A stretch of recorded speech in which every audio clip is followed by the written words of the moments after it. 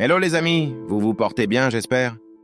Dans la rubrique de la santé spirituelle, je vais partager avec vous quelque chose de très très puissant que je vous recommande de suivre et partager avec vos proches.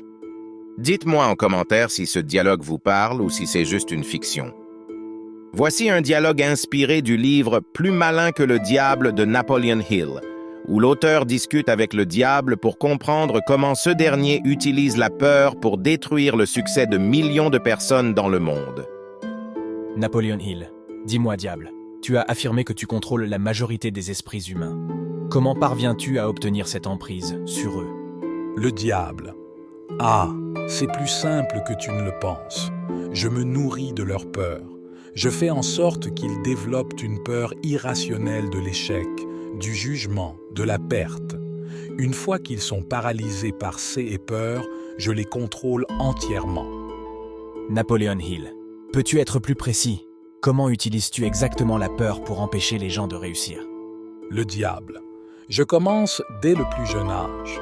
J'inculque la peur de l'échec dans l'esprit des enfants à travers les critiques de leurs parents ou leurs enseignants. Ils grandissent en croyant que prendre des risques, échouer ou sortir des sentiers battus est dangereux. Ils finissent par s'accrocher à la sécurité, même si cela signifie rester médiocre. Ensuite, il y a la peur de la pauvreté. Beaucoup renoncent à leurs rêves parce qu'ils ont trop peur de ne pas avoir assez d'argent pour survivre. Ils restent dans des emplois qu'ils détestent, simplement par peur de manquer. La peur du rejet et de l'opinion des autres est également un outil puissant. Si les gens osent penser différemment, je les fais craindre le jugement de la société. Alors ils préfèrent se conformer, étouffant leur potentiel et leur créativité. Napoleon Hill, c'est terrible. Mais tout le monde ne cède pas à la peur. Pourquoi certains réussissent-ils à te résister? Le diable. Ceux qui me résistent ont appris à me démasquer.